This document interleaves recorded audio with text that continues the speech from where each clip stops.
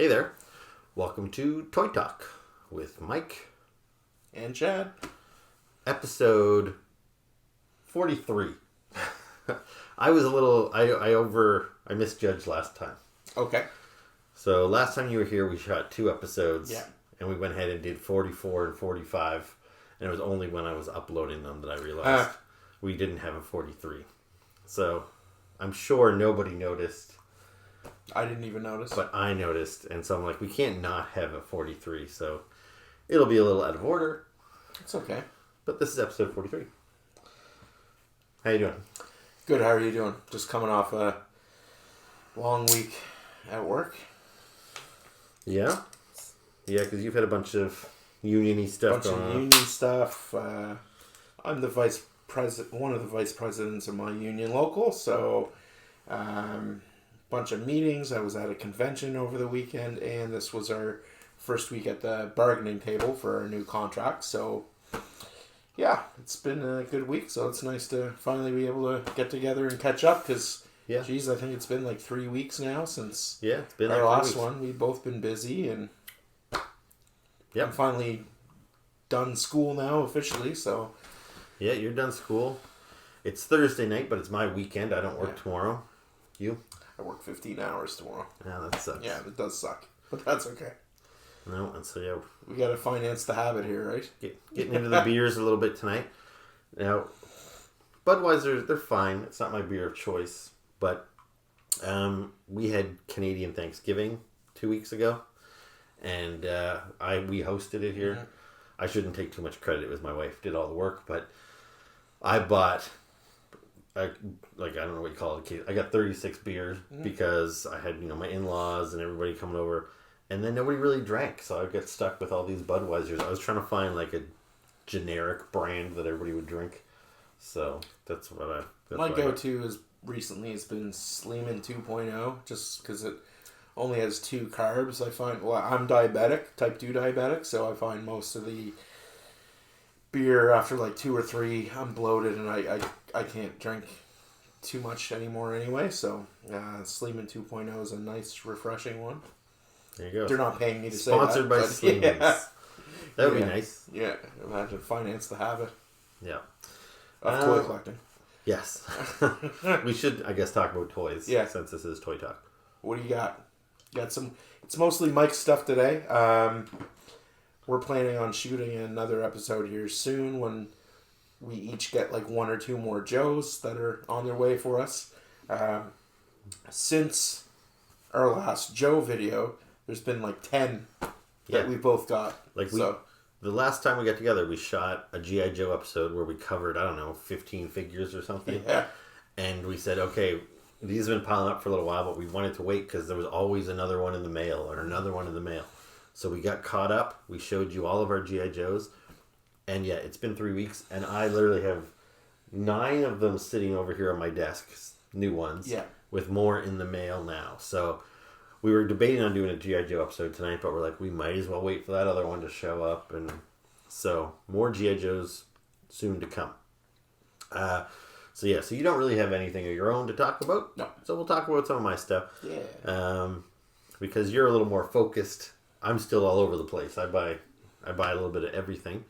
And before we get into my stuff here, I just want to quickly mention, for those of you that are regular viewers, you know that I recently redid the toy room. I did a video where I kind of showed you the progress of how we painted and put in the new shelves and stuff.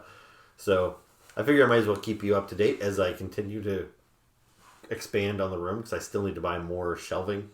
I just kind of had to put a stop to it a little bit because I was spending a little too much money. But since we've last filmed, I got another white bookshelf here from IKEA, which is currently housing my Star Wars Black Series figures. So I will insert some footage here of a close-up of the shelf. So I'm not really keen on Star Wars Black Series these days. I don't buy a lot of them anymore. So I was really wondering if that might be one of the collections that gets boxed up when I did this whole little reno, because definitely some toys are getting boxed up. But ultimately I decided I'd stick them up there. And whether they stay for a long period of time remains to be seen. But they look good up there right now. So that's that.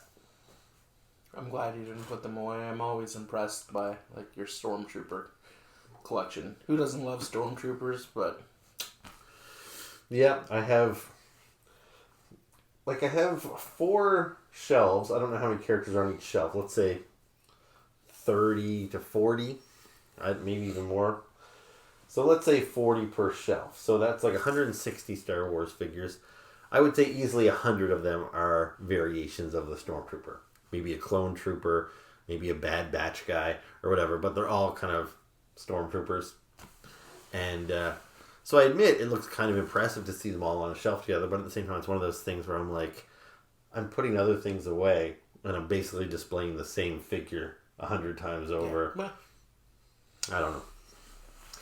So yeah, this episode we're gonna talk about my new Transformers. I've gotten quite a few of them in the last little while, and it's kind of a weird batch of Transformers. There's not a whole lot of mainstream guys here, and that's because I have most of the mainstream. I've been collecting Transformers, like as an adult, really since about 2005 when the Classics line started. And over that period of time, I've gotten, the Optimus Primes, the Bumblebees, the Megatrons. Some of those characters I've gotten multiple times. But over the course of that time, I've gotten at least one of pretty much all the G1 Transformers. So there's not a whole lot left. All right, so let's dive right in. So the first one I got is, I think in my last Transformers video, I reviewed Toxitron Sideswipe. Mm-hmm. So he was an homage to a figure that I think had never really been produced. They were going to make all these like really neon color Transformers in the 90s that didn't see the light of day. It was just a bunch of prototypes. So now they're making figures based on those prototypes. So the same time I bought that Sideswipe, I saw the Mirage in the Walmart. And this is him here. And I saw him and I was like, I really don't need Mirage. I'm like... So I left him, and then I really regretted it for the next couple of weeks. I was like, why didn't I pick him up? And I kept checking Walmart over and over again. They had a bunch of the other figures, but they didn't have him. So after about a month of frustration, I finally found him, and finally picked him up. So I'm relieved to finally have gotten him. What do you think? I love the color scheme on him. That's a non-traditional Mirage. Yeah, Mirage is normally a Formula 1 race car. Yeah. He's white and blue. Although they've changed him out. He was kind of the star of the new Transformers movie. Yeah. Pete Davidson voiced him. Pete Davidson got him? On the first... I don't know. Being a dick, but... He might have. Like, I feel Pete Davidson's probably too young. He probably didn't grow up with Transformers the way we did. So, like, it really burns me that I sold all my Transformers that long ago, because I just... Like, I have this attachment to them from when I was a kid, and I love how they continuously find a way to make different looking heads, and, like, each character has their own personality with their head. Like, there's the Seekers, like Starscream and all the Jets. Yeah. They're basically the same toy, just repainted over different colors. But when they want to be different characters, it's amazing that with all the hundreds of different Transformers, they do all look different. Like his little grin there. It's just kind of like... But just even the way some of them have, like, little... I don't know, just little ear-like attachments or a little thing on their chin or just something that distinguishes them. Like, if you showed me a Transformers, just their head in black and white, I could probably tell you who all of the Transformers are just because of the little distinguishing features. Yeah. So I actually had to cancel my Brawn because I didn't have... I saw him in Walmart the other day. He looked pretty good. Oh, really? I didn't have money when he was releasing and Amazon was about to ship him because I got the notice. I'm like, something's going to bounce here if I don't pull the trigger on canceling him. So I had to cancel him, but I might go back and get him because he was like one of my favorite G1. Yeah, and like Braun, so the one you're talking about is the Studio Series. Yeah. Which are some of the really nice ones. At least I find they look nice. My first experience with Studio Series wasn't great because I bought the Sharkticon Studio Series. Yes. But I found he was really wobbly and his pieces didn't click into place. He just was really gangly and I don't know. I wasn't impressed. But I have got a couple other Studio Series one, like the Perceptor is really nice. So yeah, the Braun one looks pretty cool. He was not one of my favorites, so I don't really feel compelled to get the Studio Series one. But I just like the look of him for whatever reason. He kind of reminded me of, this is an odd comparison, Man-at-Arms, because of the head. Yeah, and the colors. Yeah. Yeah, I could see that. But this guy's super cool. I love this color scheme on him. I think Me too, and that's like neat. I'm colorblind, so is that a neon green and a fluorescent pink? Yeah, pretty much. It's like Purple? he kind of looks like a highlighter green. Yeah. And then a pink. So it's the kind of colors you might not think would be great, and it's not the colors you think of when you think of Mirage. Mm-hmm. And besides the colors, he's also got these funny kind of alligator decals. Yeah. I'm not sure what that's all about, but I guess Formula One cars do have some deco on them. So, or are they crocodiles? I don't know. He looks more like he's green. Yeah. I think alligators are green, crocodiles are more brown. Or yeah. Whatever. Yeah. I don't know. But yeah, this is a cool figure. I don't know. Like, the logical part of me said, you don't need this. You already have a good Mirage in your collection that's the proper colors. This is just a silly repaint to steal your money. So I listened to that part of my brain. And Hasbro won. Well, my heart ever since has been like, don't be logical. You just you like him because you like him. He's cool looking. He's bright. He's fun. So yeah, I got him. I like him. He's cool. Yeah. Now this one kind of falls into the same category. I already have this toy several times over. It's just a repaint. But it's a repaint that I kind of have committed to. I will buy it as many times as they release it. So we've already kind of touched on it, but Starscream is the leader of the Seekers. Yeah. In the vintage cartoon, there was 6 Seekers. 3 of them looked all identical, which was Starscream, Skywarp, and Thundercracker. They were just colored different. And then there was 3 other ones that were very similar. They just had they had kind of nose cone heads, so they call them the cone heads. And then they were basically all repaints of one another. But in these newer Transformer lines, such as War for Cybertron and all that sort of stuff, they just keep repainting them and giving us new versions of Seekers. And so here's a Seeker which I had never heard of before. So this is Nacelle, I think is how they pronounce it. And so this is a repaint of the Siege Starscream, which is a mold that I really love. And he kind of looks like the Captain America of Starscreams. This is super cool because Starscream, I mean, he's a fan favorite anyway, but I don't know, he was always my favorite Seeker Jet. This is a really solid figure. Like, it's not, I find sometimes the Transformers, they're really loose when you take them out of the box and try to play with them. His legs seem pretty stiff. Like, his arms are decent, but I just love looking at this guy. It looks, you can see through, his eyes are yellow because it's got what they call light piping. Yeah. So they put a kind of a translucent plastic square on the back of his head, so when you hold him up against light, it shines through his translucent eyes. Yeah, that's super cool. Yeah, I think the first time I ever saw that was on a Jawa figure in the 90s. Back in the Power of the Force figures. But yeah, I have quite a few figures with that light piping. I really like this mold. It's they transform into a Cybertronian jet, so it's not like the typical F-14 or F-15, whatever Starscream was supposed to be. They've repainted this several times. So not only do I have Starscream, Thundercracker, and Skywarp, but then I have Acid Storm and Ion Storm and Hot Link and Red Wing and now this guy, and it just keeps going. And it looks good. I think he's one of the better looking ones.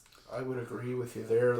Something about the blue and the red face, and then the fluorescent yellow, whatever color yellow that is, or orange, yellow. Yeah, well, the thing, he does look kind of like he's an all-American guy with the red, white, and blue. And as much as I like this mold, I find when it's when they don't paint it properly, it looks a little bland. So Starscream himself, I thought they molded him in kind of a flat gray. So even though it's a good Starscream, it could have been better because he almost looks like an unfinished model kit. There's so much gray on him. And you can see like that. See that blue one right up front? I think that's Ion Storm. He's basically all blue. So the detail kind of gets lost. This guy here, the fact that they've broken up the mold with the different colors here, I think it's probably maybe the most effective that this mold has looked. So that's a really sexy figure. He is. He's nice. Yeah.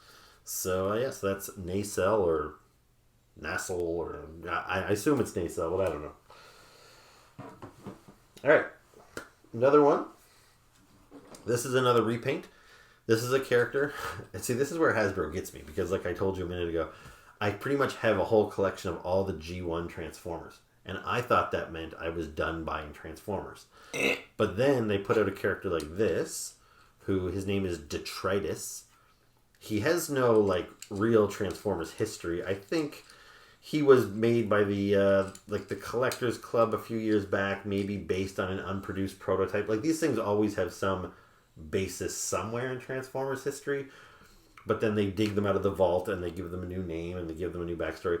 And so all of a sudden this is just a repaint of Hound, the Autobot Jeep, who I have this figure as Hound already, but now they've repainted him in tan colors, and he's a Decepticon this time, and his name is Detritus. And I could have maybe passed on him. My logical mind would be like, you already have this toy in green, the right colors. You don't know this character. You've never read him in a comic book. You have no attachment to him. You could pass on this. But then my heart says, it's such a nice looking toy. It's surprisingly, I think it looks better in tan than it does in green, to be honest with you. And I find I really like this guy. Yeah, he's my little buddy with the goatee there. He's got like a little soul patch almost, which is always kind of funny when Transformers have facial hair, but... Facial metal? Yeah, like facial metal. Like Unicron has a mustache, yeah. Wreck-Gar has a mustache, so it's not uncommon, but it's still kind of just funny. Yeah, this is a pretty cool character. I would agree with you. I think he does look better tan than old Green Hound. Yeah, and the Hound, he was really dark green. I found you couldn't really see the detail of him. He kind of just looks like a green brick.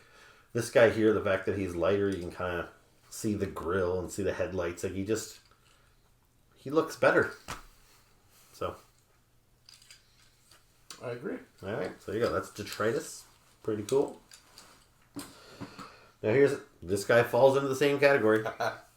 I don't know this character. He's not like an historic G1 character, but he's based on something.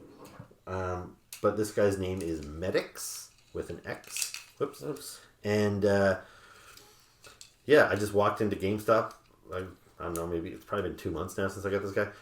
And I saw this guy, and I just thought he looked great. He's a nice crisp white, and then he's got a really nice kind of lime green with orange accents. Like, it's an interesting color scheme. Doesn't look like any other Transformer on my shelf.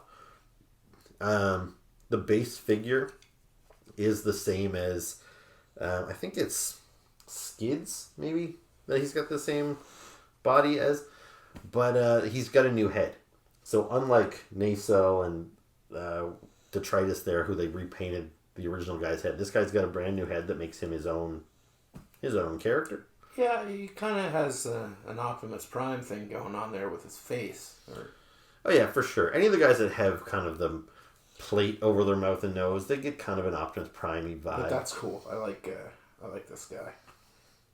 Yeah.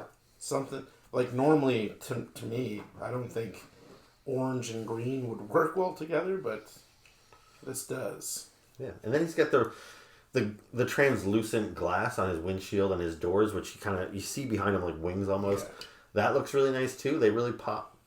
So it's just an interesting mix of colors, and again, I find him more interesting to look at than the original toy. So yeah, he's cool. So yeah, if Hasbro keeps pulling off stuff like this, they're just going to keep getting money out of me. Like, they keep making new Optimus Primes and stuff. I'm really happy with the Optimus Prime I have in my collection, so I'm not going to update him. But if they repaint Optimus Prime in yellow, and they call him, Optimus Steve. Optimus is a longtime brother. Then I get roped into it because I'm like, oh, he's a different character this time. And so, yeah, that's how they get me with this stuff. So. Optimus Steve? Yeah, or whatever. You know what I'm saying. Yeah. All right. So now we're through all the kind of weird repaints. This is one that I've been eagerly anticipating. Some of my favorite Transformers from when I was a kid were the Insecticons. Yeah. So I had Shrapnel. My brother Doug had Bombshell. And then Kickback was the third one, which we didn't have. But I really liked all of them in the cartoon. They all had like their own little gimmick, but they all were a cohesive team and everything. Like, you remember those guys? Yeah. Who was your favorite? I would say Shrapnel. Yeah. So he's the one, he had the big like claws, mandibles. And he's the one that talked everything in double. Yeah. Bombshell, his thing was that he had Cerebro shells that he would shoot these little like little discs that get planted on your head, and then he could control you. So, he could plant it on an Autobot and then basically go undercover because they would be his drone or something. Anyway, so I've had Insecticons in my collection over the years, but really, since I started collecting new Transformers in 2005, they haven't given me the Insecticons I wanted. They either made them too small or they didn't look right. And anyway, so they started making these really nice looking Insecticons. They started with Kickback like 2 years ago, and then Shrapnel, and now we're finally getting the third and final guy, Bombshell. They all look really good together. They're the right size, in my opinion. Like, this is how big I want my Insecticons to be. Like, kind of mid-sized Transformers. So super stoked to get this guy. I think he looks really good, but I don't think he looks great. There's something weird about this. The head looks super weird. There's something weird on the head. And it's not that far off from the animation model, but it is off a bit. Like, I feel like there shouldn't be this big gap between his head and that thing that comes over. Like, it does move back, but yeah, like... Yeah. That's a really... I'm getting used to it, but it doesn't look... And I feel like it would have been such an easy thing to fix. It's like the hollowed out legs. Yeah, like... You can see he doesn't have all this. He doesn't have them. Yeah, like sometimes some Transformers for a while they'd have really big gaps in them, and all you really needed is an extra panel to fold over the empty space, or fold another thing into that empty space, and they feel more solid. Sometimes it's something really simple that detracts from a toy. This guy's really solid. Colors, design, articulation, transformation. It's just that head thing. Although I do like that the gun can go up and down. Yeah. But see, I feel it should sit flat. Like, you should be able to push that thing all the way down so it rests on his forehead like this. And it doesn't. It does do that with other versions of Bombshell. So it's like, that's what I've come to expect. Anyway, so I like it. I'm glad I got him. But after waiting so many years, and he's like, I think he's considered the leader of the Insecticons. So I was kind of surprised that they did him last. And Kickback, when we got Kickback a couple years ago, I thought he looked so good. I was like, wow, if he's this good and he's my least favorite, I can't wait to see what the other guys look like. And then Shrapnel came out and they nailed it with him. He looks really good. So then to get Bombshell and them just missed the mark a little bit. It's kind of a bummer, but not bad. Not bad. All right. So this is the last of the transforming Transformers that we're going to talk about. Now this is another one I've been waiting years to get. It's a character I like a lot, and they don't make good toys of him. I've got a couple of shitty toys of him. And anyway, this is Bludgeon. Oh, yeah. So we have talked a little bit about him before, but he is kind of a samurai with a skeletal face, and he transforms into a tank. And so, yeah, what are your thoughts on old Bludgeon here? I haven't seen this one yet, have I? I don't recall. Maybe not. But like the deal, so back I didn't have Bludgeon when I was a kid, but he was part of a gimmick near the end of the line. Yeah. They were trying to come up with all kinds of stuff because Transformers was kind of fading in popularity. And this was one of the gimmicks called Pretenders, where what they had is a little Transformer that was very unimpressive, actually, like maybe only like a couple of points of articulation. But then he went inside of this big shell that, again, didn't really move very much. I think its arms moved side to side, and that's about it. But you put them in these shells, and the shells didn't look like Transformers. They looked like either humans or monsters. One of them was kind of like a bat. One was like a werewolf or something. And the idea was that these Transformers, since Transformers are robots in disguise, these guys were literally in disguise. They were wearing a shell so they could pretend to be a human or pretend to be an alien. And then you open them up, and there's a Transformer inside. With Bludgeon, the original one, he was a little maroon and green, like, robot that turned into a tank. Yeah. But then you put him inside of a shell that looked like a samurai with a skeleton face. And it was weird looking, but it was cool. And in the comic books, he is the character that they really kind of elevated, and they made him seem like really cool and menacing, and he stood up to like Megatron and all this stuff. Like, so I've really kind of wanted this character in the modern interpretation. And every time they make him, they've kind of merged the concept. Yeah. So he's not a pretender anymore. Instead, he's a transforming robot, but the robot form looks like the samurai skeleton to some degree, and they pull it off with varying degrees of success.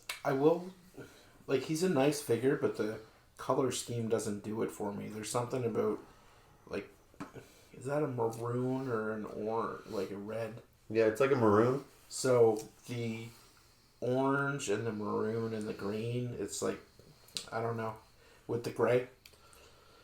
Like, it's not terrible, but I don't like that color scheme. That's fine. I like it. And one thing that's a plus and a negative, is that right? A pro and a con. I think it's kind of what I was trying to say about this guy. Is a couple of videos ago, I was showing you my new Transformers, and I got another character that I was really excited about, Turn. Yeah. And Turn is this big evil Decepticon guy, and I thought they nailed him. It was basically his first ever toy. There have been a couple of, like, third party, which are, like, unofficial toys, and anyway, this is a character that was introduced in the comic books a couple of years ago, and he's a fan favorite, but he never had a toy before, so Hasbro finally made a toy of him, and they did a really good job.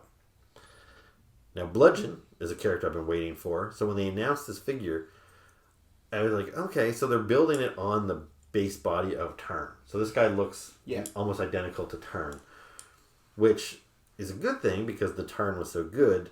But at the same time, when I see this body, I see Turn. Like, it's a pretty good base body for Bludgeon, but at the same time, it's hard not to see Turn when I look at it.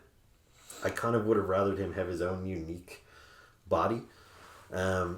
He obviously has his own unique head, which is the real kind of standout. Yeah. And that's what really identifies him as Bludgeon. And I think it looks pretty good. Although it's not quite a skull. It's... It almost has like the Michael Bay Megatron looking face to him. Underneath the helmet, I guess. Well, yeah, perhaps. Like, I don't know... Like, it looks good. It's clearly Bludgeon, but it's not a skull. No. Anyway, I was really happy with this figure when I got it. And I still am happy with it. But, yeah, I don't know. There's something about him. I kind of wish he still retained some sort of that pretenderness of it. Like, I wish they'd kind of leaned into him having a shell of some sort. I don't know. Anyway, he's pretty good. But this ties into the next figure I want to talk about. So, Super7, they've got their line of non-transforming Transformers that they call Ultimates. Mm-hmm. I bought 3 of the 4 Wave 1 figures, and I have a video, which I'll put a link up here or something. But anyway, go find my Transformers Ultimates Wave 1 review if you want to see it. I was kind of disappointed in them. They're big, they're clunky, they're big blocky robots. They look cool because that's how I like my G1 robots. I like big blocky robots like the cartoon, but they're so blocky that they don't move. Like when their shoulders are big rectangles and their torsos are big rectangles, you can't lift their arms up because the rectangles bump into each other. So they're for them to be Ultimates, but they're really stiff. You know, Optimus Prime can only bend his elbow like this far. Like he can't do a full bend. It's and we've talked about that multiple times. Like in Canada, we're paying a premium for these figures, And then adding shipping onto them and everything. It's ridiculous. So you think if you're spending upwards to, 85 Canadian on something that's supposed to be an ultimate figure, that you would get it right. Yeah, like these things are really marketed as premium collectibles. And when you get it and it feels cheap, the plastic feels kind of brittle. Like, when you pick up some kids' toys, it's got like a really... I don't know. That's what those Ultimates kind of felt like. Now, still, there's enough of a visual appeal to them that the Optimus Prime still made my best of the year list. Yeah. But, it wasn't without an asterisk, I guess. But I had pre-ordered the other waves of figures because they put these things up for pre-order like well in advance, like 2 years before they actually come out because they're made to order. So I had ordered wave 1 and I'd ordered wave 2 and I'd ordered wave 3, all kind of sight unseen, just based on their digital renders. So then when I got number 1 in hand, I was like, I don't know if I really should keep all these figures. If they were $30 figures, not a big deal, but $80 plus, it's a big ask.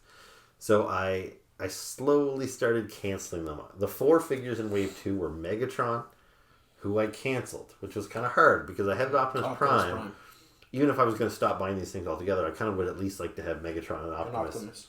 But I didn't really like the way the face sculpted on Megatron, so I was like, I'm canceling him. And Trax, he looked pretty good, but he's not one of my favorite Transformers. He's kind of a mid-level Autobot, not particularly important to me, so I canceled him.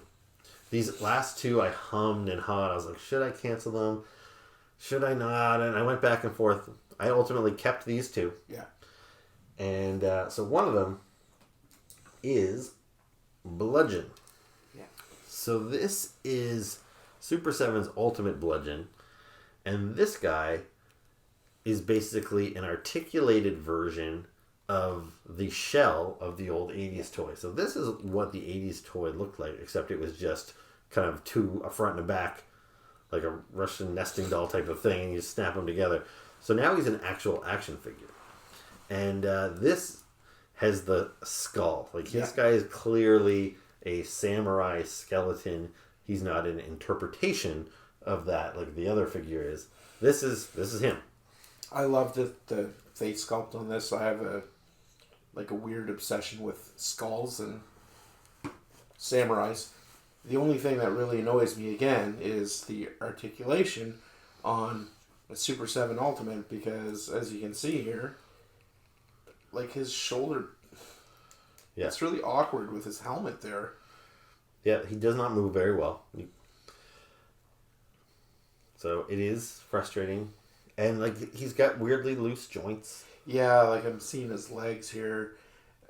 I mean, as an adult collector, we're not necessarily playing with this all the time, but just knowing that, his arms can't go higher than this and his joints are loose, like that's really annoying for such a premium toy. Because you can buy like a $20 figure and he's got a good like ratchet joint. You can kind of feel the arm go here to here to here to here. Here where it's just kind of like wobbly and loosey-goosey. And the head is a little too... Yeah. That sounds weird. His head is a little too loose for his neck, I guess. Well, and that might partly because he's got an alternate head. Yeah. And I tried to pull the head off and I was getting a lot of resistance. Right, I remember you saying I was worried he was going to break. So I took the hairdryer to him and then I was kind of surprised that his neck popped out instead of his head come off. So I had to then take pliers to try and pull the neck out of the head that was loose.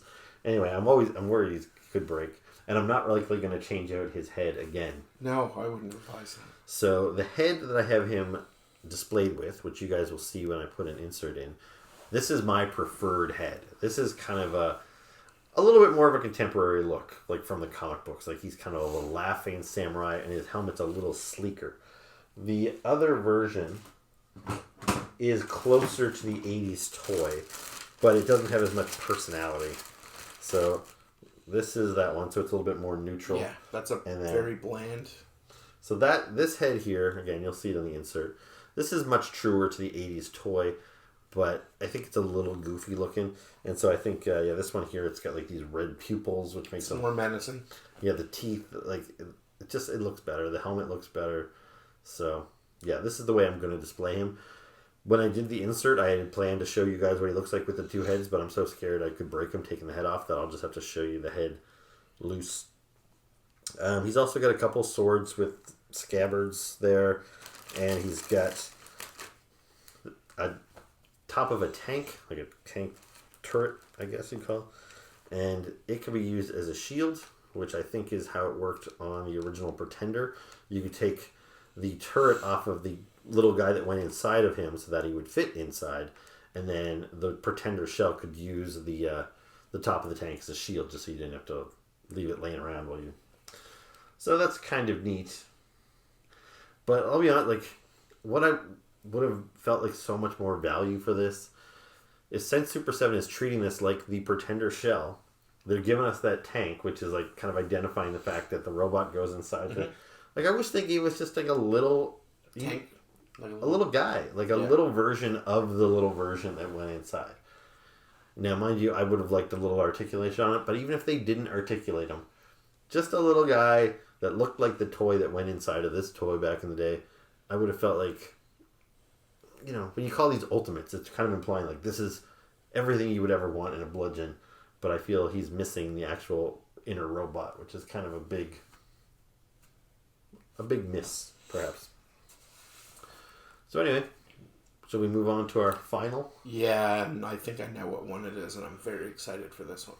Yeah. But anyway, all it is to say with these Bludgeons is I didn't know once that other guy got announced after I'd already pre-ordered this guy, and I thought, well, maybe I can cancel this because that guy looks better. But then I was like, I don't know if that guy looks better. And all along I was kind of debating if I needed both of them. I ended up with both of them. I think I needed both. But, yeah, neither one is the perfect Bludgeon. So I think that's kind of why I had to get both. But they are both... they're both contenders for my best of the year list. I did a recent kind of breakdown of all the toys I bought in the past quarter, and both versions of Bludgeon had to go through because despite their flaws, there's just something I find really appealing about this character. All right, so my camera's going to time out here, so we're going to do a quick cut, and we'll be back with the final figure. Okay, we're back with another beer and another Transformer, who I can see him here hiding in the corner. But so this is the other figure from the Ultimates line that I couldn't bring myself to cancel. And so this here is Ultimate Grimlock. That is a sick figure. And one of his accessories is Wheelie. Mm-hmm. So, you know, this is kind of what I'm talking about. Like, they threw this guy in as just a free accessory. Yeah. With him.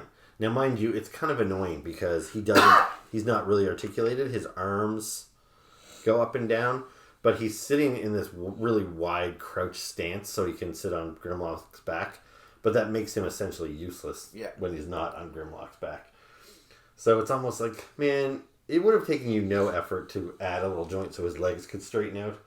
Like, why do you have to, like, give me, like, arm articulation is the least important. So that's kind of annoying. But the fact that they could do this, like, give me a little character for Bludgeon. Anyway, Grimlock came with a ton of accessories. Some of them I don't understand, but yeah. But yeah, this guy is just a huge, big chunk of plastic. Me, Grimlock! Yeah, he's pretty cool. Man, I love, like, and again, hey, look, an articulated jaw. Like, why can't you do stuff like that? Well, some of your other figures, like the Godzilla. Yeah, they do the Ultimate Godzillas. I have two other Godzillas. I really like them. But they don't have articulated jaws. You have to take the whole head off to give one with an open mouth, one with a closed mouth. And it just seems stupid to me. The only thing that I don't like about this figure is the arms. I wish the arms were like the same kind of plastic. That's just... It's like a weird rubbery texture. I don't know if that's just me, but I love him. I love Grimlock. He was one of my favorite Dinobots. Yeah, I am a fan too. I'll be honest, Grimlock, like, he's kind of one of the iconic Transformers, and I really like him. I wouldn't say he was one of my favorite Dinobots because my favorite Dinobot was Slag, which was the Triceratops, because Triceratops was my favorite dinosaur when I was a kid. But then I also had Snarl, the Stegosaurus. Yeah. So I liked him better.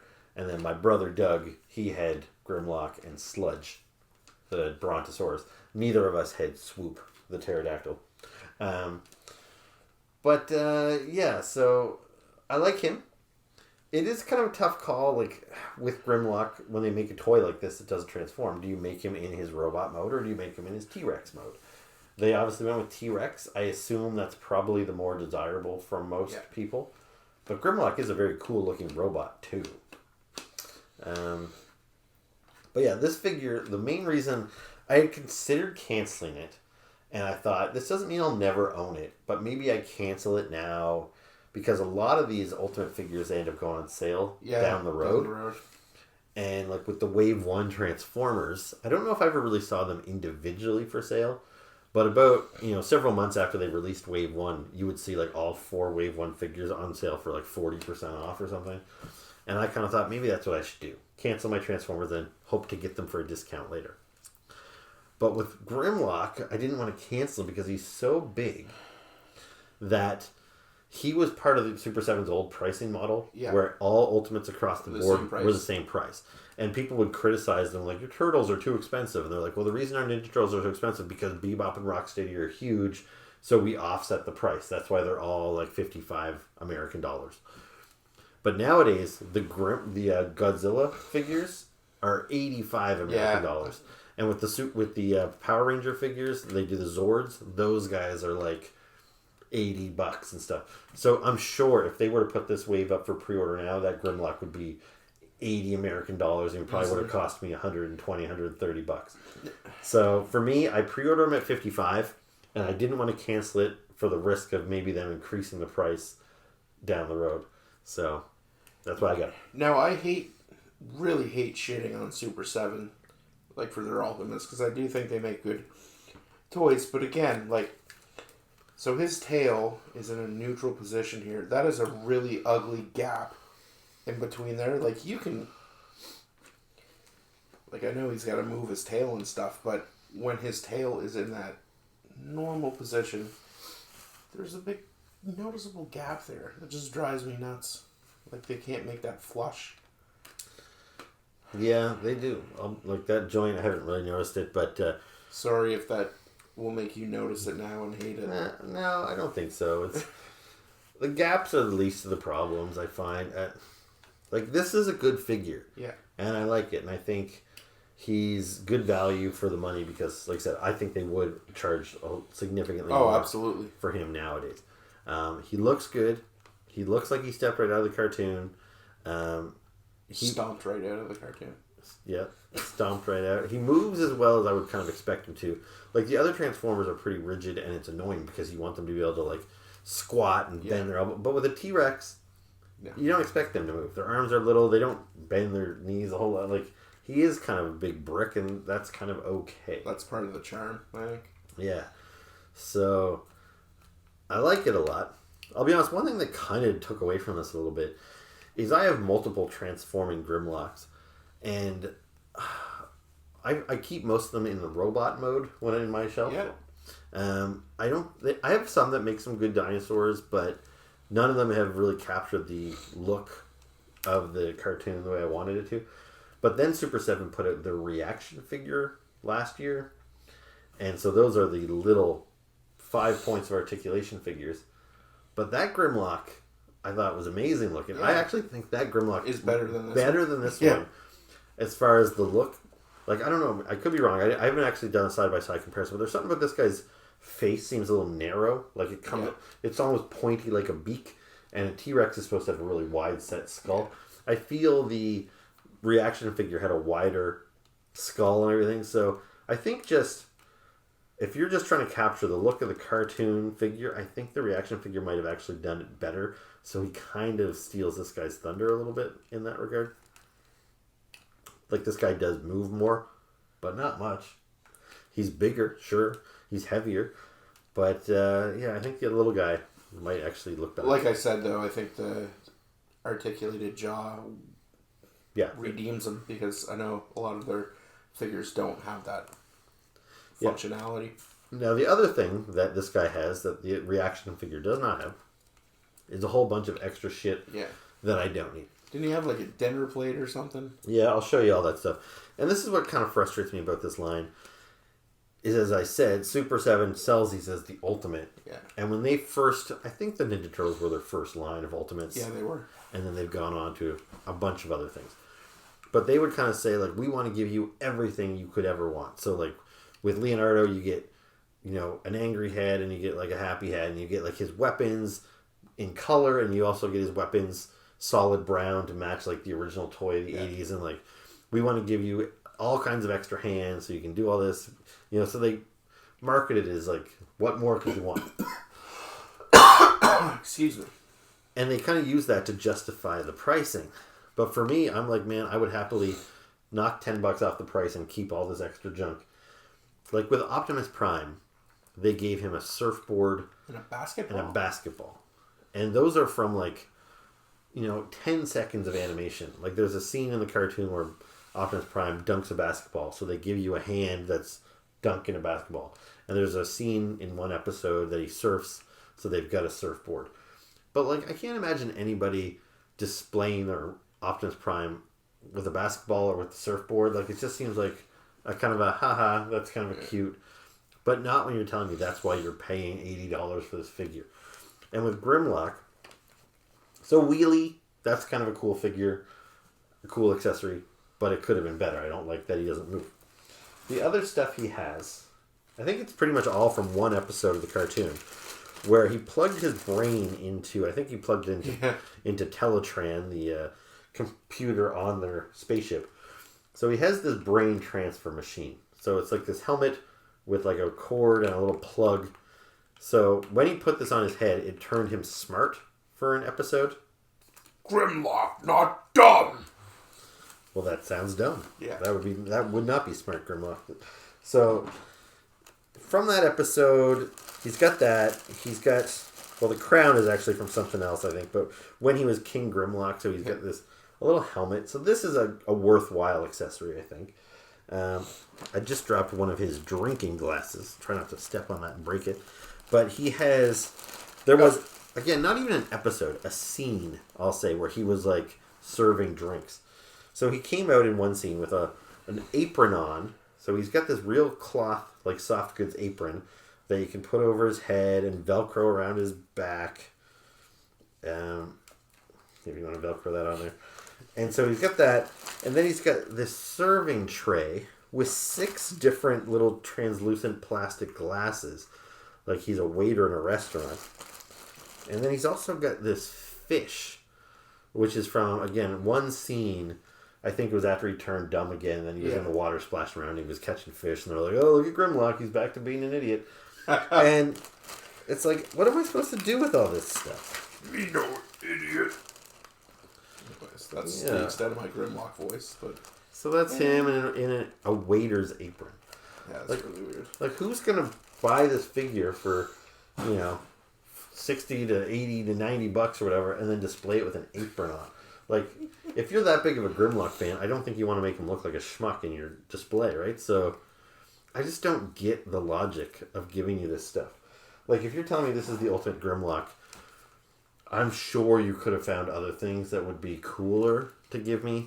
Like, maybe, I know he doesn't really carry a gun in T-Rex mode, but like a gun, or like a blast effect. Like I said, he blows fire out of his mouth, and sometimes, like, he give me a flame effect that comes out of his mouth. Something that would look cool, not something that looks silly or stupid. So, yeah, this is a really solid figure. And again, if you watched the episode I filmed a couple weeks ago where I did my best of Q3 figures, Grimlock, both my Bludgeon figures, they all made it on to the next round. So I like all of these things enough that they might even make it onto my best figure list. But they all have a little asterisk because there's all something off about them. But ultimately, this is a pretty cool figure. So, like, if this was like a cheaper figure, like if you could go into Walmart and buy this guy for $30, $40 or something, this would be amazing. Yeah.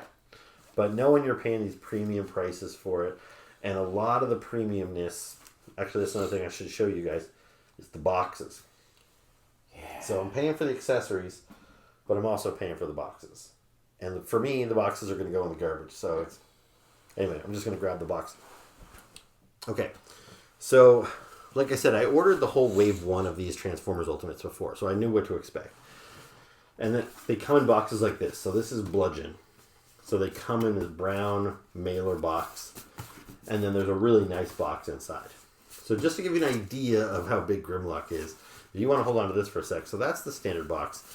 Then this is what Grimlock came in with.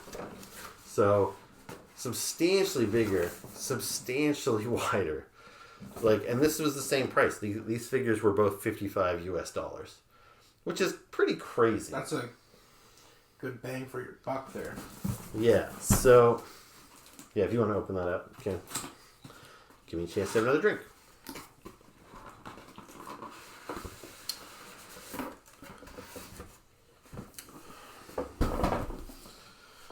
So yeah, you get the Decepticon logo, and I don't know if you can tell, but it's kind of this chrome metallic look, so when it catches the light, it kind of reflects it. It's very cool packaging. It's on this kind of black grid, and yeah, you flip it around, a really, really nice shot of Bludgeon, and the way the light catches it, very detailed image of him, just very nice. And then you slide that off, and then you see the figure inside. There's again a graphic on the back of the box, but yeah, it's not much to see there. Yeah, and then on the back it's kind of like his file card with his stats.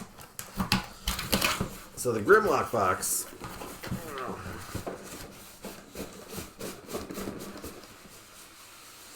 That would have been weird. Yeah. Don't grab my box. So again, really big. That reflecting Grimlock on the front there looks very cool. Autobots. Autobot logo with that metallic sheen. Grimlock. And then you slide this outer shell off.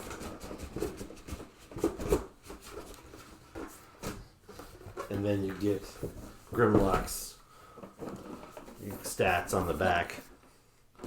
And then that's obviously where the figure was. So yeah, this is a big box. It's a nice box. They put a lot of effort into it.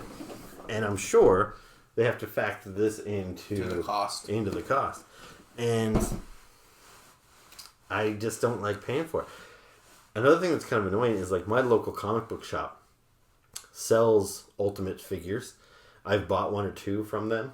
And when they sell them, they usually put them out on their shelves like this. Without the slipcover. Without the slipcover. Even though the slipcover is really nice, people can't tell what the hell it is. You can't see the figure. There's no picture of it anywhere on the box. So if you're not in the know, you kind of need to see it. So I'm assuming that my comic shop throws those out. They can't just hold on to them for months while they wait for somebody to buy the figure. But even though I'm going to throw it out eventually too, I feel a little bit like... You bought it. I'm paying full price for this thing. I should get the whole nice experience of the slip sleeve box and everything like that. So Super 7, I think, shoots themselves in the foot a little bit by making these nice boxes that don't showcase the figures. People that are in-box collectors that buy this thing and want to display it, they need room to basically display this on their shelf, and then they need enough shelf space to display this beside it so you can really appreciate the box. It's just... I'm just not sure the logic behind it. Anyway. That's our rant on boxes. Yeah. Those are my Transformers. We should probably wrap this up because I'll insert some footage here. Yeah, we're about 55 minutes right now. Yeah. So, anyway. So that's it. Those are my Transformers. Nice hauls. Huh? So, I said nice hauls. Yeah. So, if you like the video, you have any comments for us, make sure to leave those comments, but also like and subscribe. Yeah. Okay. So thank you very much for watching. Cheers. Keep collecting.